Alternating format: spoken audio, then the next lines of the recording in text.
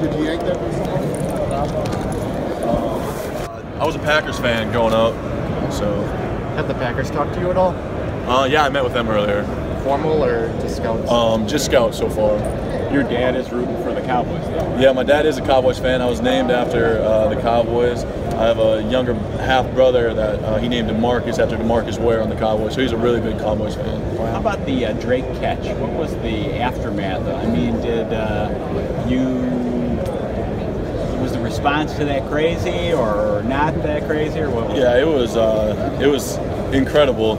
You know, I made that catch in the corner of the end zone, and I'm like, wow, I had a one-handed catch. Didn't really know what it looked like, so it was just, the game kind of just stopped. Everybody was looking at the video board, waiting for it to come back on. We were about to kick our field goal, or the extra point, but the refs waited to watch it.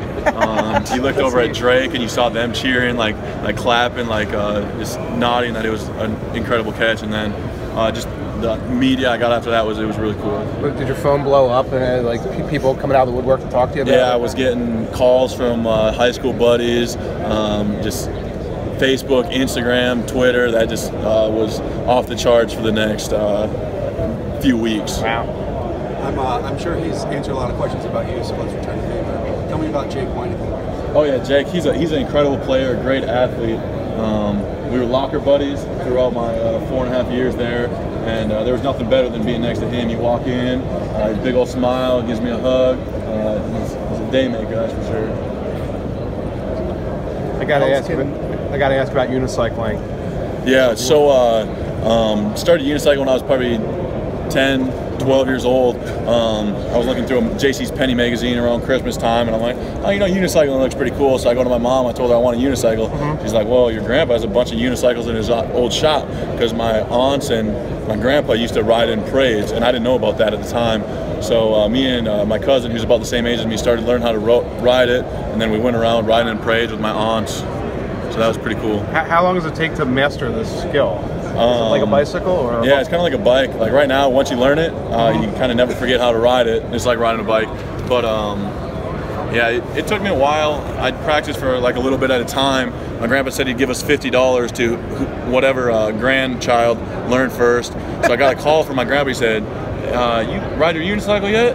Because your cousin Drew has. And I'm like, yeah, I can ride it. So then I went outside, and I had to do it then, so then I was able to learn that day. Did you have to prove it to him by going around the block or something like that? Yeah, he lived like 15 miles away, so the next time I went up there, I showed him I could do it. So I had a little bit more practice after that call. But tell me this helps playing tight end with like core strength or balance or something like that. Oh yeah, it has to a little bit. When you get hit a little bit, you're able to stay up, so I'm sure it helps a little bit. Okay. I jumped in. Coordination when you're trying to make a catch, does that help you make one-handed catches if you've done unicycle? You know, maybe if I practice unicycle and juggling, that would help the coordination even more. So. I jumped in late, just a small school label coming from South Dakota State, how you shed that, and then being able to go against top-tier competition here now for the first time.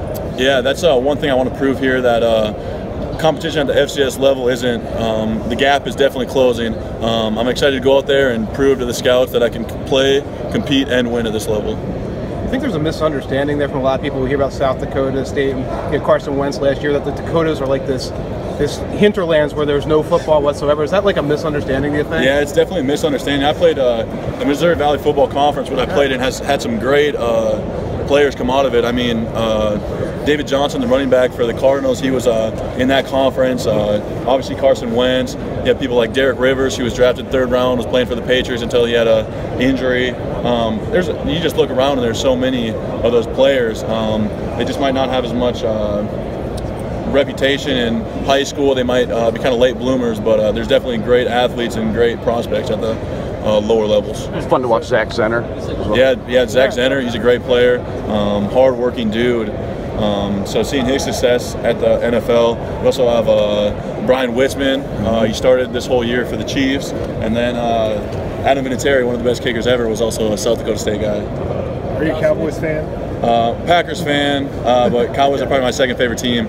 I liked them until my stepdad came in the picture and kind of converted me. Yeah, I mean, have you ever been to Texas? Obviously, I'm sure we played TCU. Yeah. So I've been there for that, and a handful of other times. Well, did you ever grow up, looking up to Jason Whitman and what he's done?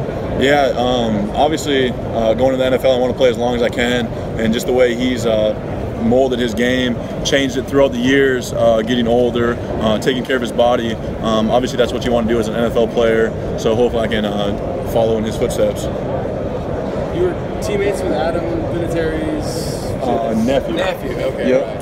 Right. Did he ever come on campus? Did he make it out to a practice or anything like that? I don't think so, but Chase Vinatieri, his nephew, would train in the summers and be with him quite a bit, train kicking with him and things like that. So Chase Vinatieri's got a heck of a leg.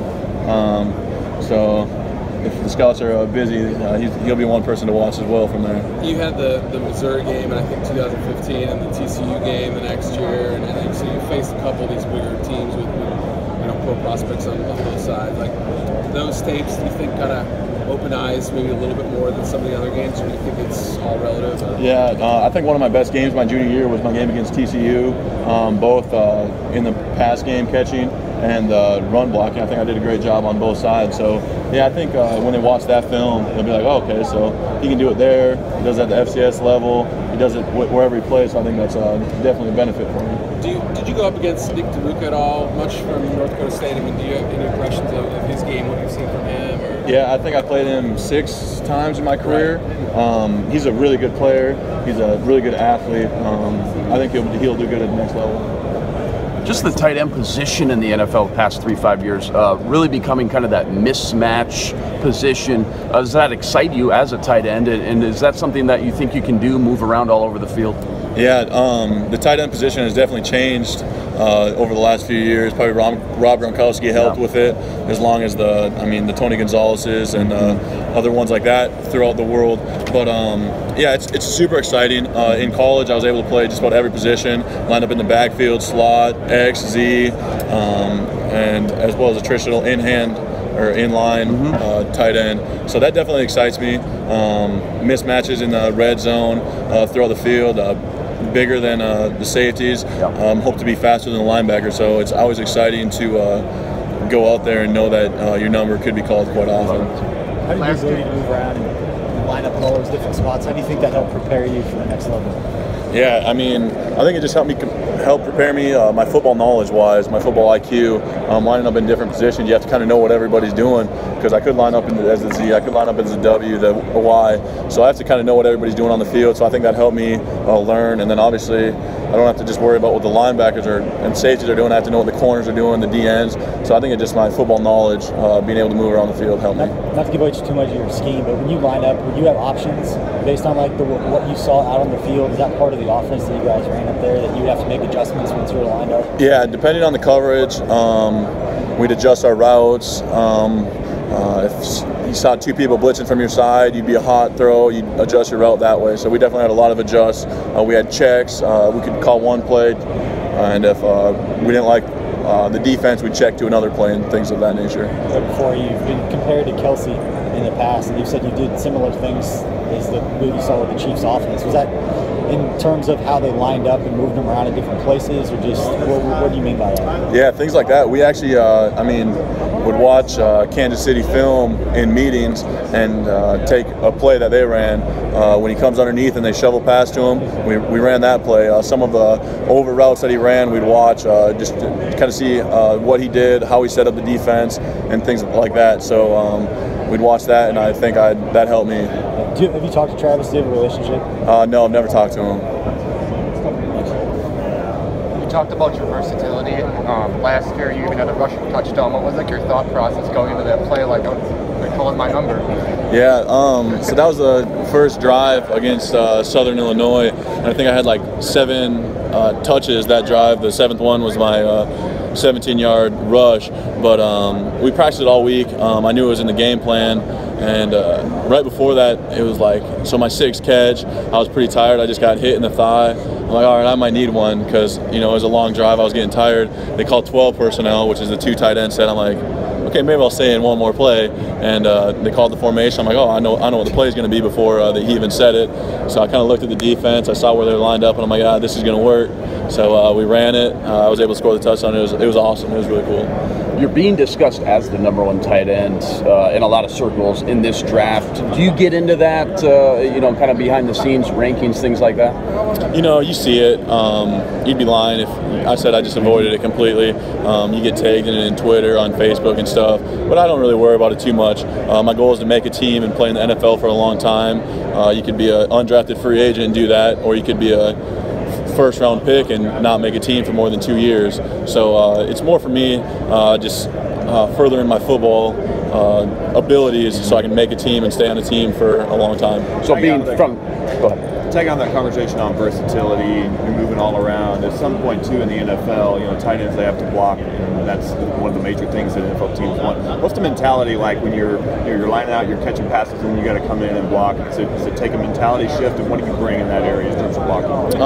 It doesn't take a huge shift because it's the same thing. When you're out on a route, you want to beat the guy, you want to beat the man, you want to win your one-on-one matchup, and that's the same thing when you line up. You always kind of have that edge. If you catch a ball, it's not like you just give up. You have to try to run somebody over, so that's physical too. But when you just line up in the with your hand in the dirt, if it's a power play, my thought process is I just need to knock the crap out of the guy right in front of me. So doing that, I've enjoyed it.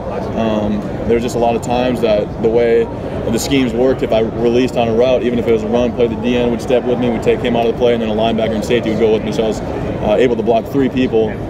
Even if I buried a DN, it wouldn't be as efficient. So, but no, I think I'm very capable and I'm willing to block at the next level.